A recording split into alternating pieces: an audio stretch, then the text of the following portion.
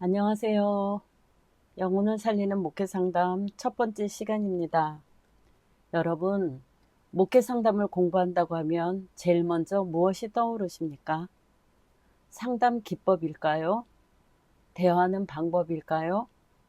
아니면 사람의 마음을 분석하는 방법일까요? 물론 그것도 중요합니다. 앞으로 우리는 경청하는 방법, 공감하는 방법, 상처 입은 사람을 어떻게 도울 것인지도 함께 살펴보게 될 것입니다.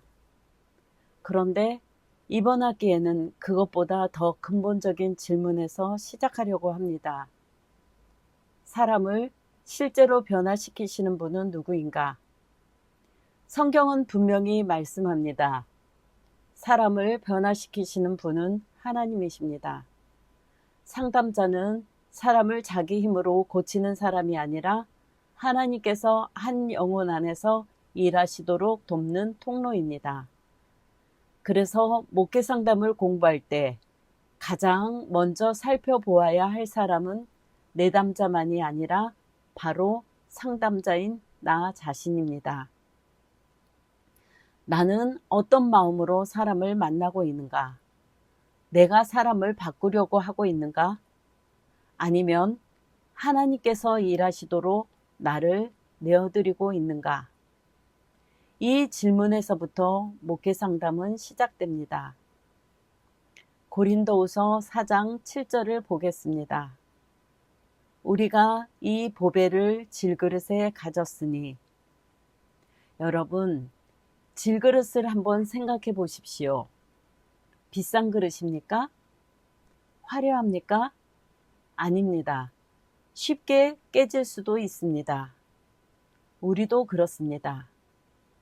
누구에게나 약함이 있고 상처가 있고 실수가 있습니다. 상담자도 완벽하지 않습니다. 상담을 오래 했다고 해서 상처가 없는 것도 아니고 신앙생활을 오래 했다고 해서 모든 상황에서 완벽하게 반응하는 것도 아닙니다. 때로는 상담자도 지칩니다. 마음이 힘들 때도 있고 누군가의 말에 상처받기도 합니다. 그런데 중요한 것은 질그릇 자체가 아닙니다. 그 안에 무엇이 들어있느냐입니다. 성경은 우리를 질그릇이라고 하고 우리 안에 있는 예수 그리스도를 보배라고 합니다. 그러니까 하나님은 완벽한 사람만 사용하시는 것이 아닙니다. 나는 부족해서 안 돼. 나는 상담을 잘하지 못해서 안 돼. 나는 아직 준비가 덜 됐어. 그렇게 생각할 필요가 없습니다. 중요한 질문은 이것입니다. 내가 얼마나 좋은 그릇인가가 아니라 내 안에 누가 계시는가입니다. 우리가 완벽해서 하나님을 나타내는 것이 아닙니다. 부족한 우리 안에 그리스도께서 계시고 그분의 사랑과 생명이 우리를 통해 흘러나올 때 우리는 하나님께 귀하게 쓰임받을 수 있습니다. 그래서 첫 시간에 우리가 꼭 기억했으면 좋겠습니다. 나는 완벽한 그릇이 아니라 하나님을 나타내는 그릇입니다. 조금 더 쉽게 생각해 보겠습니다. 여기 투명한 컵이 하나 있다고 생각해 봅니다.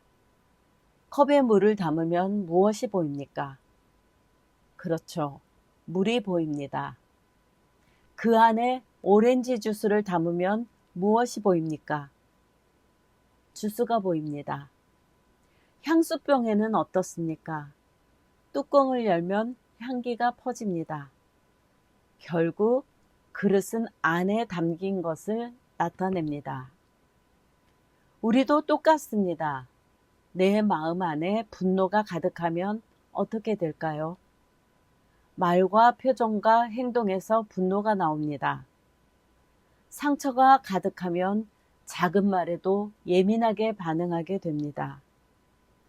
인정받고 싶은 마음이 가득하면 다른 사람의 평가에 지나치게 흔들릴 수도 있습니다. 반대로 내 안에 그리스도의 사랑이 가득하면 어떤 일이 일어날까요? 사랑이, 긍휼이, 기다림이, 용서가 나오게 됩니다. 이것은 상담의 자리에서도 아주 중요합니다. 예를 들어 같은 내담자가 몇 주째 비슷한 이야기를 반복한다고 생각해 보십시오. 상담자의 마음속에 조급함이 가득하다면 어떤 표정이 나올까요? 그 이야기는 지난번에도 하셨잖아요. 말로 표현하지 않아도 눈빛과 몸짓을 통해 답답함이 전달될 수 있습니다. 그런데 상담자의 마음 안에 사랑과 긍휼이 있다면 같은 이야기를 들으면서도 생각이 달라질 수 있습니다. 이분이 이야기를 계속 반복하는 데는 이유가 있겠구나. 아직 충분히 이해받지 못했다고 느끼는 것은 아닐까? 같은 상황인데도 상담자 안에 무엇이 있느냐에 따라 반응이 달라지는 것입니다. 그래서 여러분에게 한 가지 질문을 드리고 싶습니다. 요즘 내 안에 무엇이 가장 많이 담겨 있습니까? 걱정입니까? 분노입니까? 상처입니까? 인정받고 싶은 마음입니까? 아니면 그리스도의 사랑입니까?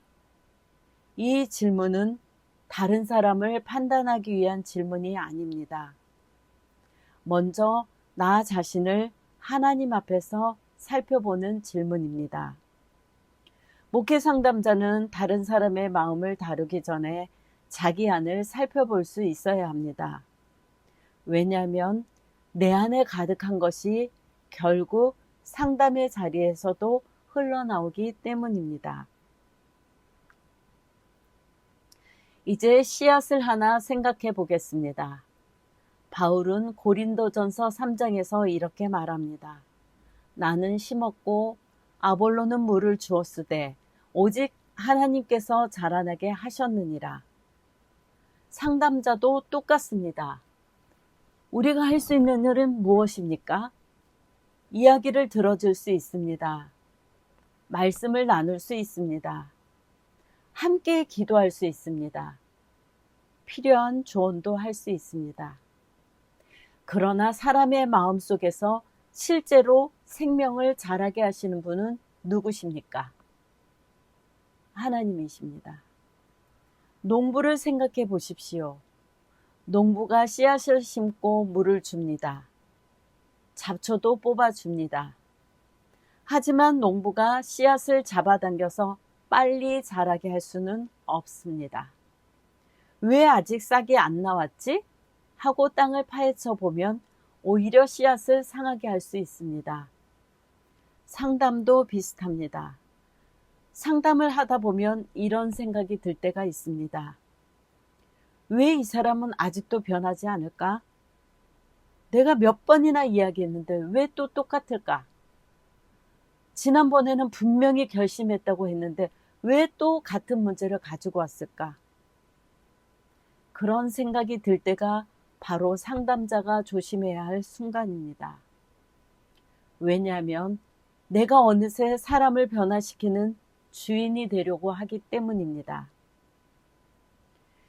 예를 들어 오랫동안 부부 갈등으로 힘들어하는 사람이 있다고 해보겠습니다. 상담자는 몇 차례 상담하면서 좋은 방법을 알려주었습니다. 대화법도 알려주고 감정을 표현한 방법도 설명했습니다. 그런데 다음 주에 와서 또 싸웠다고 합시다. 그때 상담자가 제가 지난번에 그렇게 하지 말라고 했잖아요. 라고 말한다면 내담자의 어떤 마음이 들까요? 상담자를 실망시켰다는 부담까지 갖게 될 수 있습니다. 그럴 때 상담자는 다시 기억해야 합니다. 나는 심고 물을 주는 사람이다. 자라게 하시는 분은 하나님이시다. 나는 오늘 한 번 더 들어줄 수 있습니다. 한 번 더 격려할 수 있습니다. 내담자가 실패한 이유를 함께 살펴볼 수 있습니다. 그리고 변화의 시간은 하나님께 맡길 수 있습니다. 그러면 상담자가 조금 자유로워집니다. 내담자를 재촉하지 않게 되고 기다려줄 수 있게 됩니다.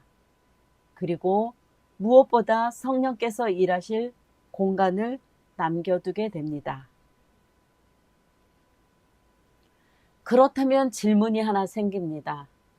우리 안에 하나님의 생명이 어떻게 계속 채워질 수 있을까요? 답은 관계입니다. 요한복음 17장 3절에는 예수님께서는 영생을 이렇게 말씀하십니다. 유일하신 참 하나님과 그가 보내신 자 예수 그리스도를 아는 것. 여기서 안다는 것은 하나님에 대한 정보를 많이 안다는 뜻만은 아닙니다. 여러분이 어떤 사람의 이름과 생일과 직업을 안다고 해서 그 사람과 가까운 관계라고 할 수 있을까요? 그렇지 않습니다. 부부를 한번 생각해 보겠습니다. 30년을 함께 산 부부라면 서로의 생일도 알고 좋아하는 음식도 알고 습관도 잘 알 것입니다. 그런데 한 집에 살면서도 대화를 거의 하지 않는다면 어떨까요? 식탁에는 같이 앉아 있지만 서로 스마트폰만 보고 있다면 어떨까요? 정보는 많이 알고 있지만 관계는 멀어질 수 있습니다. 하나님과의 관계도 같습니다. 성경을 많이 읽어도 하나님과 마음이 멀 수 있습니다. 신학적인 지식을 많이 알아도 하나님과 실제로 동행하지 않을 수 있습니다. 예배를 빠지지 않아도 하나님께 마음을 열지 않을 수 있습니다. 그래서 신앙은 하나님에 대한 정보를 많이 쌓는 것이 아니라 하나님을 알아가며 그분과 함께 살아가는 것입니다. 여러분도 한번 생각해 보십시오. 나는 하나님에 대해서 많이 알고 있는가? 아니면 하나님과 실제로 관계를 맺으며 살아가고 있는가? 기도할 때 내 요구만 말하고 끝나는 것이 아니라 하나님, 오늘 제 마음은 이렇습니다. 라고 마음을 나누고 있습니까? 말씀을 읽을 때 단순히 몇 장을 읽었다는 데 의미를 두는 것이 아니라 주님, 오늘 이 말씀을 통해 제게 무엇을 말씀하십니까? 라고 듣고 있습니까? 그래서 기독교는 단순한 종교 생활이 아니라 하나님과 살아가는 생명 관계입니다. 예수께서 마태복음 15장에서 이렇게 말씀하십니다. 이 백성이 입술로는 나를 공경하되 마음은 내게서 멀도다. 무슨 뜻일까요? 예배를 드리고 기도하고 봉사합니다. 그런데 마음은 하나님과 멀어질 수 있다고 합니다. 여러분, 한번 자신에게 물어보십시오. 나는 하나님을 위해 무엇을 많이 하고 있는가? 이 질문은 중요합니다. 그러나 더 중요한 질문이 있습니다. 나는 요즘 하나님과 마음을 나누고 있는가? 우리는 때로 신앙생활이 바쁠수록 오히려 하나님과의 관계를 놓칠 수도 있습니다. 교회 일, 회의, 봉사, 사람 돌봄도 합니다.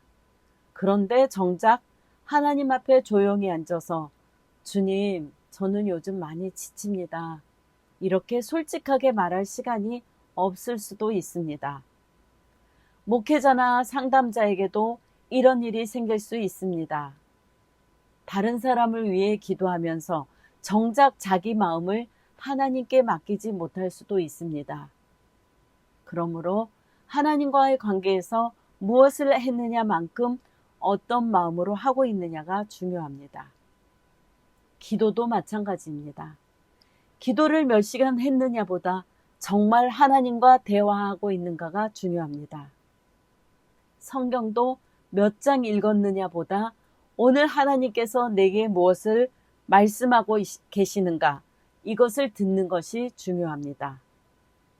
종교 생활은 겉으로 보이는 활동에 머물 수 있지만 생명 관계는 삶으로 이어집니다. 하나님과 관계가 살아있으면 사람을 대하는 태도가 달라지고 어려운 일을 만났을 때 반응도 조금씩 달라집니다. 그래서 기억하십시오. 하나님은 우리의 행위보다 먼저 마음과 관계를 보십니다. 이제 여기에서 한 걸음 더 나가 보겠습니다. 그렇다면 죄란 무엇일까요? 죄라고 하면 보통 무엇이 생각납니까? 거짓말, 욕심, 미움, 잘못된 행동. 물론 그것도 죄입니다. 그런데 성경이 말하는 더 근본적인 죄는 하나님과의 관계가 끊어진 상태입니다. 그림을 한번 보십시오. 다리가 끊어져 있습니다. 사람은 이쪽에 있고 하나님은 저쪽에 계십니다. 관계가 단절되어 있습니다. 그 상태에서는 사람이 자기 힘으로 살아가려고 합니다. 무엇이 옳은지도 스스로 판단하고 인생을 어떻게 살아가야 하는지 자기 힘으로 결정하려고 합니다. 그러면 구원은 무엇일까요? 구원을 단순히 죽어서 천국에 가는 것이라고 생각한다면 구원의 중요한 부분을 놓칠 수 있습니다. 물론 영원한 생명은 구원의 중요한 약속입니다. 그러나 구원은 지금 여기에서부터 시작됩니다. 예수 그리스도를 통해 하나님과 다시 화목하게 되는 것입니다. 다시 하나님을 아버지로 알고 그분을 의지하고 그분과 동행하며 살아가는 것입니다. 그림에서 끊어진 다리 사이를 무엇이 연결하고 있습니까? 십자가입니다. 예수 그리스도를 통해 하나님과의 관계가 다시 연결됩니다. 그리고 이 관계가 회복되면 놀라운 변화가 시작됩니다. 내가 나 자신을 보는 눈이 달라집니다. 나는 아무 가치 없는 사람이야 라고 생각하던 사람이 하나님께서 나를 사랑하시는구나 라는 사실을 깨닫게 될 수 있습니다. 다른 사람을 보는 눈도 달라집니다. 문제를 보는 눈도 달라집니다. 상황은 당장 바뀌지 않아도 내가 누구와 함께 그 상황을 지나가고 있는지가 달라집니다. 그래서 구원은 하나님과의 관계가 회복되는 것입니다. 그래서 목회 상담의 목표도 분명해집니다. 내담자가 이렇게 말할 수 있습니다. 남편 때문에 너무 힘듭니다. 자녀 때문에 힘듭니다. 직장에서 너무 어렵습니다. 마음이 불안합니다. 당연히 그 문제를 함께 다루어야 합니다. 목회 상담이라고 해서 현실적인 문제를 무시하고 무조건 기도하세요 라고만 해서는 안 됩니다. 부부의 문제라면 실제로 어떤 대화가 오갔는지도 살펴야 합니다. 불안하다면 무엇이 불안을 일으키는지도 함께 알아보아야 합니다. 필요하다면 전문적인 치료나 의료적 도움을 연결해야 할 때도 있습니다. 그런데 목회 상담이 거기에서 끝나서는 안 됩니다. 문제 하나를 없애주는 것이 최종 목표가 아니라 그 사람을 하나님께 다시 연결해 주는 것입니다. 그래서 상담자는 내담자에게 이렇게 물을 수 있습니다. 이 문제 속에서 하나님을 어떻게 바라보고 계십니까? 하나님이 나를 버리셨다고 느끼십니까?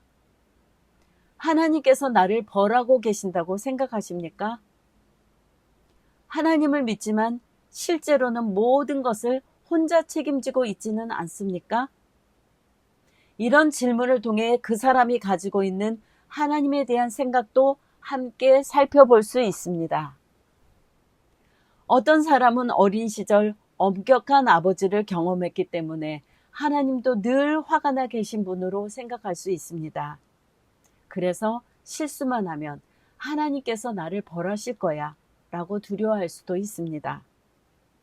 그럴 때 목회 상담은 단순히 두려움을 줄이는 데서 끝나는 것이 아니라 하나님이 어떤 분이신지를 새롭게 알아가도록 도울 수 있습니다. 목회 상담은 사람을 상담자에게 붙잡아 두는 것이 아닙니다. 생명의 근원이신 하나님께 연결해 주는 것입니다. 이제 하나님 나라를 생각해 보겠습니다. 여러분, 하나님 나라라고 하면 어디가 떠오르십니까? 많은 분들이 죽은 후에 가는 천국을 생각합니다. 물론 그것도 맞습니다. 하지만 예수님은 하나님 나라는 너희 안에 있다고 말씀하십니다. 그렇다면 하나님 나라란 무엇일까요? 쉽게 말하면 하나님이 다스리시는 곳입니다. 나라에는 왕이 있습니다. 내가 왕이면 어떤 나라입니까? 내 나라입니다. 하나님이 왕이시면 하나님 나라입니다. 그래서 하나님 나라는 장소보다 먼저 통치의 문제입니다. 이것을 일상으로 가져와 보겠습니다. 아침에 눈을 떴습니다. 오늘 아주 중요한 일이 있습니다. 마음이 불안합니다. 머릿속에서 계속 생각합니다. 잘못되면 어떡하지? 내가 어떻게 해야 하지? 이 사람에게 뭐라고 말해야 하지? 그러면서 모든 상황을 내 힘으로 통제하려고 합니다. 그 순간 실제 삶의 왕좌에는 누가 앉아 있습니까? 내가 앉아 있습니다. 그런데 같은 상황에서 이렇게 기도할 수 있습니다. 주님, 저는 지금 많이 걱정됩니다. 하지만 이 문제의 주인은 제가 아니라 주님이십니다. 제가 해야 할 일은 책임 있게 하겠습니다. 그러나 제가 통제할 수 없는 것은 주님께 맡기겠습니다. 여러분, 기도했다고 문제가 바로 사라졌습니까?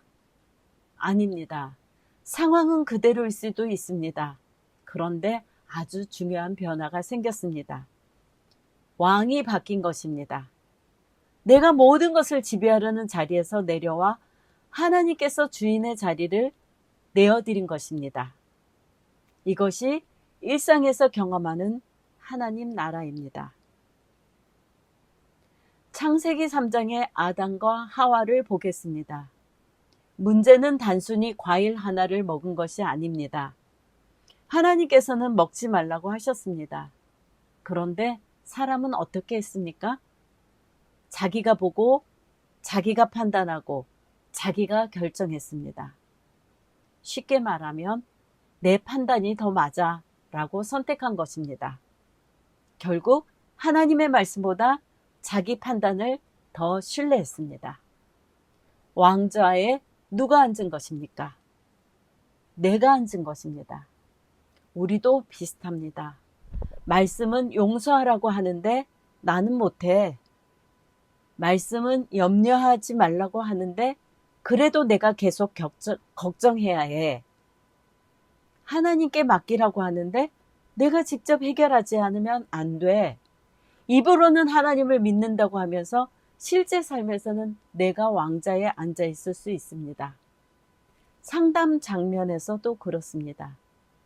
내담자의 말을 듣기보다 내가 이 사람에게 답을 알려줘야 해 라는 마음이 앞설 수 있습니다.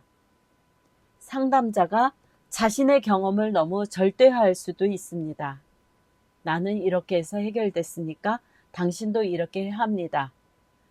그런데 내 경험이 항상 하나님의 뜻은 아닙니다. 그래서 상담자도 끊임없이 물어야 합니다. 지금 이 상담을 누가 이끌고 있는가? 내 경험입니까? 내 자존심입니까? 아니면 하나님께 지혜를 구하고 있습니까? 그래서 하나님과의 관계를 막는 가장 큰 문제 가운데 하나는 외부의 환경만이 아니라 내가 주인이 되려고 하는 자아인 것입니다. 그렇다면 예수님께서 말씀하신 자기를 부인하라는 것은 무슨 뜻일까요? 이것을 잘못 이해하면 신앙이 굉장히 힘들어집니다. 혹시 나는 아무 가치가 없어. 내 생각은 다 틀렸어. 나는 아무것도 하면 안 돼. 이런 의미일까요? 아닙니다. 자기 부인은 자기 존재를 없애는 것이 아닙니다. 하나님께서 주신 인격이나 생각과 감정을 없애라는 뜻도 아닙니다. 주인의 자리를 내려놓는 것입니다. 예를 들어 누군가 나에게 아주 기분 나쁜 말을 했습니다. 내 감정은 즉시 말합니다. 똑같이 해줘. 그런데 말씀은 어떻게 말합니까? 사랑하라고 하고 악으로 악을 갚지 말라고 합니다. 그때 자기 부인은 감정이 없는 척 하는 것이 아닙니다. 주님, 저는 지금 화가 납니다. 하지만 제 화가 제 행동을 결정하게 하지 않고 주님의 말씀을 따르겠습니다. 라고 선택하는 것입니다. 또 내가 계획한 일이 있습니다. 그런데 길이 열리지 않습니다. 그때 무조건 내가 계획한 대로 되어야 해. 라고 붙잡는 것이 아니라 주님, 저는 이것을 원하지만 주님의 뜻이 다르다면 그 뜻을 받아들이겠습니다. 라고 맡기는 것입니다. 그래서 자기 부인은 이렇게 고백하는 삶입니다. 주님, 제 뜻보다 주님의 뜻을 따르겠습니다. 제 계획보다 주님의 인도를 믿겠습니다. 제 감정은 이렇게 말하지만 말씀을 따르겠습니다.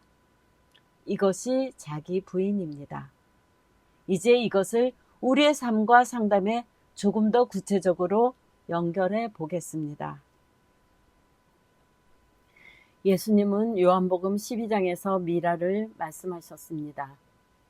하나의 밀을 책상 위에 올려놓으면 어떻게 됩니까? 그대로 있습니다. 며칠이 지나도 한 알입니다. 그런데 흙 속에 들어가면 어떻게 됩니까? 겉으로는 사라지는 것처럼 보입니다. 땅 속에 묻혔으니 끝난 것처럼 보입니다. 그런데 바로 그 자리에서 새 생명이 시작됩니다. 껍질이 갈라지고 싹이 나옵니다. 그리고 시간이 지나면 자라고 결국 많은 열매를 맺습니다. 그래서 자아의 죽음은 끝이 아니라 새로운 생명의 시작입니다. 이것을 우리의 관계에 적용해 보겠습니다. 부부가 싸웠습니다. 둘 다 이렇게 생각합니다. 나는 잘못한 것이 없어. 저 사람이 먼저 사과해야 해. 그러면 관계가 어떻게 되겠습니까? 계속 멀어집니다. 그런데 한 사람이 자기 자존심을 조금 내려놓습니다. 내가 말한 방식은 미안해 라고 먼저 말합니다. 그 작은 내려놓음 때문에 관계가 다시 살아날 수 있습니다. 상담에서도 같습니다. 상담자가 나는 전문가니까 내가 더 잘 알아 라는 마음을 내려놓고 내담자의 이야기를 진심으로 듣기 시작하면 이전에 보이지 않던 것이 보일 수 있습니다. 때로는 내가 옳다고 주장하는 것을 내려놓아야 다른 사람의 마음을 이해할 수 있습니다. 그러므로 자기 부인의 삶은 무기력한 삶이 아닙니다. 오히려 내가 움켜쥔 것을 내려놓음으로 하나님의 새로운 생명이 나타나는 삶입니다. 이제 마지막으로 포도나무와 가지를 생각해 보겠습니다. 예수께서 말씀하십니다. 나는 포도나무요 너희는 가지라. 여러분, 포도나무 가지를 하나 잘라서 책상 위에 놓으면 어떻게 될까요? 처음에는 멀쩡해 보입니다. 잎도 초록색이고 별다른 문제가 없어 보입니다. 하지만 시간이 지나면 마릅니다. 왜 그렇습니까? 가지가 나쁜 가지라서가 아니라 노력을 하지 않아서도 아닙니다. 생명의 근원에서 떨어졌기 때문입니다. 우리도 마찬가지입니다. 예수님은 포도나무시고 우리는 가지입니다. 가지가 스스로 생명을 만들 수 없는 것처럼 우리도 스스로 하나님의 생명을 만들어낼 수 없습니다. 그런데 우리는 자꾸 혼자 해보려고 합니다. 내가 더 사랑해야지. 내가 더 참아야지. 이번에는 절대 화내지 말아야지. 처음 며칠은 잘할 수도 있습니다. 그런데 어느 순간 지칩니다. 왜 그렇습니까? 내 의지의 힘만으로 계속 하려고 하기 때문입니다. 목회 상담자도 마찬가지입니다. 상담 기법이 많아도 내 영혼이 메말라 있으면 사람을 만나기가 힘듭니다. 내가 사랑받고 있다는 확신이 없는데 다른 사람에게 끊임없이 사랑을 흘려보내려고 하면 결국 소진될 수 있습니다. 그래서 예수님은 먼저 열매를 많이 만들어라 라고 말씀하지 않으시고 내 안에 거하라 고 말씀하셨습니다. 그런데 우리는 신앙생활을 하면서 자꾸 이렇게 말합니다. 더 사랑해야지, 더 참아야지, 더 거룩해져야지. 물론 좋은 마음입니다. 하지만 가지가 열매를 만들려고 애쓰는 모습을 한번 상상해 보십시오. 가지가 포도야 빨리 나와라 한다고 열매가 생깁니까? 아닙니다. 가지에게 가장 중요한 것은 무엇입니까? 포도나무에 붙어 있는 것입니다. 예수께서 말씀하십니다. 내 안에 거하라. 여기에서 거한다는 것은 잠깐 들렀다가 나오는 것이 아닙니다. 그곳에서 사는 것입니다. 주님 안에 거한다는 것은 주일 예배 1시간만 하나님을 만나는 것이 아닙니다. 월요일 아침에도 주님과 함께 사는 것입니다. 아침에 눈을 뜨면서 주님 오늘도 저와 함께 해주십시오. 사람을 만나기 전에 주님 이 사람을 제 판단으로 보지 않고 주님의 마음으로 보게 해주십시오. 화가 날 때 주님 지금 제 감정이 앞서지 않게 해주십시오. 상담하기 전에 주님 제가 이 사람을 변화시키려고 하지 않게 하시고 주님의 생명이 저를 통해 흘러가게 해주십시오. 이렇게 살아가는 것이 거하는 삶입니다. 화면에 보이는 것처럼 거함, 생명, 열매입니다. 먼저 주님 안에 거합니다. 그러면 주님의 생명이 우리 안에 흐릅니다. 그 생명이 삶에서 열매로 나타납니다. 사랑이, 기쁨이, 평안이, 오래 참음이 나타납니다. 그러므로 우리는 열매를 억지로 만드는 사람이 아니라 주님 안에 거함으로 열매를 맺는 사람입니다. 이제 오늘 내용을 4가지로 정리해 보겠습니다. 화면에 4가지 그림을 함께 보시기 바랍니다. 첫째, 인간은 하나님을 나타내는 그릇입니다. 우리는 질그릇처럼 연약합니다. 그러나 우리 안에는 가장 귀한 보배이신 예수 그리스도께서 계십니다. 그러므로 중요한 것은 내가 얼마나 완벽한가가 아니라 내 삶을 통해 누가 나타난가입니다. 둘째, 기독교는 하나님과의 생명적 관계입니다. 예배와 기도와 봉사도 중요합니다. 그러나 그 모든 것의 중심에는 하나님과 살아있는 관계가 있어야 합니다. 하나님에 대해서 많이 아는 것에서 끝나는 것이 아니라 하나님과 함께 살아가는 것입니다. 셋째, 하나님 나라는 하나님께서 다스리시는 삶입니다. 내가 주인이 되면 내 나라가 되고 하나님께서 주인이 되시면 하나님 나라가 됩니다. 그러므로 자기 부인은 나 자신을 없애는 것이 아니라 삶의 주인의 자리를 하나님께 내어드리는 것입니다. 넷째, 우리는 포도나무이신 예수님께 붙어있는 가지입니다. 열매를 내 힘으로 만들려고 애쓰기보다 주님 안에 거해야 합니다. 주님과 연결될 때 주님의 생명이 우리 안으로 흐르고 그 생명이 사랑과 평안과 인내의 열매로 나타납니다. 이 4가지 네 가지는 사실 각각 떨어진 이야기가 아닙니다. 하나의 흐름입니다. 질그릇인 내가 그리스도를 모십니다. 하나님과 생명의 관계를 맺습니다. 내가 주인의 자리에서 내려옵니다. 그리고 포도나무신 예수님께 붙어 살아갑니다.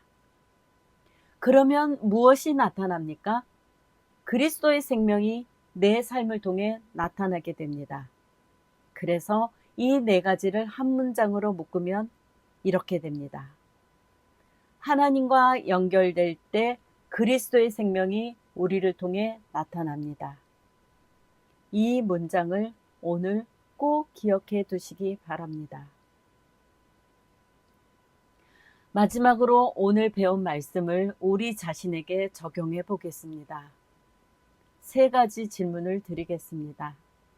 첫 번째 질문입니다. 나는 지금 누구를 나타내며 살아가고 있는가? 사람들이 나를 만났을 때 내 능력과 성격만 보는가? 저 사람 말 잘한다. 저 사람 아는 것이 많다. 그것도 나쁜 것은 아닙니다. 하지만 그것보다 더 중요한 것은 저 사람과 이야기하니까 마음이 편안하다. 나를 함부로 판단하지 않는구나. 저 사람을 통해 하나님의 사랑을 조금 느낄 수 있다. 이런 경험이 아닐까요? 여러분은 가족은 어떻습니까? 가장 가까운 사람들이 나를 통해 어떤 모습을 보고 있습니까? 내 감정입니까? 내 고집입니까? 아니면 그리스도의 사랑입니까? 두 번째입니다. 지금 내 삶의 주인은 누구입니까? 말로는 하나님을 주인이라고 하면서 실제로는 내 판단과 내 감정과 내 계획이 왕좌에 앉아 있지는 않습니까? 특히 내가 원하는 대로 일이 되지 않을 때 이것이 잘 드러납니다. 계획이 틀어졌을 때 나는 어떻게 반응합니까? 사람이 내 기대대로 움직이지 않을 때 나는 어떻게 합니까? 모든 것을 통제하려고 합니까? 아니면 주님, 제가 해야 할 책임은 다하되 결과는 주님께 맡기겠습니까? 맡기겠습니다. 라고 고백할 수 있습니까? 그리고 세 번째입니다. 나는 포도나무이신 예수님께 붙어 있습니까? 아니면 내 힘으로 열매를 맺으려고 애쓰고 있습니까? 여러분, 이 질문은 목회 상담자에게 매우 중요합니다. 다른 사람을 도우려고 열심히 뛰어다니는데 정작 내 영혼이 주님과 떨어져 있지는 않습니까? 다른 사람에게는 기도하라고 말하면서 나는 기도할 여유도 없이 살고 있지는 않습니까? 다른 사람에게는 하나님을 의지하라고 하면서 나는 모든 것을 혼자 책임지려고 하지 않습니까?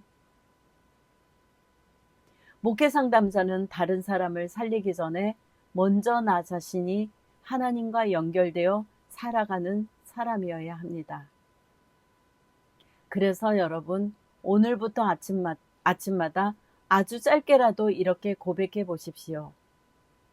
주님, 저는 주님을 나타내는 그릇입니다. 오늘도 제 삶의 주인이 되어 주십시오. 제가 제 힘으로 살아가지 않고 포도나무이신 주님 안에 거하게 하시고 주님의 사랑과 생명이 저를 통해 흘러가게 해주십시오. 그리고 사람을 만나기 전에도 잠깐 기도해 보십시오. 주님, 제가 이 사람을 고치려고 하지 않게 해주십시오. 제가 정답을 다 알고 있는 사람처럼 행동하지 않게 해주십시오. 이 사람의 이야기를 잘 듣게 하시고 제가 해야 할 말과 하지 말아야 할 말을 분별하게 해주십시오. 주님의 사랑이 저를 통해 이 사람에게 흘러가게 해주십시오. 이 기도가 목회 상담자의 중요한 준비가 될 수 있습니다. 내가 하나님과 생명의 관계에 있고 내 삶의 주권을 주님께 맡기며 그리스도 안에 거할 때 하나님의 생명은 나를 통해 다른 영혼에게 흘러갑니다. 영혼을 살리는 상담은 결국 하나님과 연합한 한 사람을 통해 하나님의 생명이 또 다른 사람에게 흘러가는 사역입니다. 이것이 제1주차에서 우리가 함께 붙들어야 할 가장 중요한 내용입니다. 오늘도 주님 안에 거하며 주님의 생명이 우리의 말과 눈빛과 행동을 통해 나타나는 삶을 살아가기를 바랍니다. 감사합니다.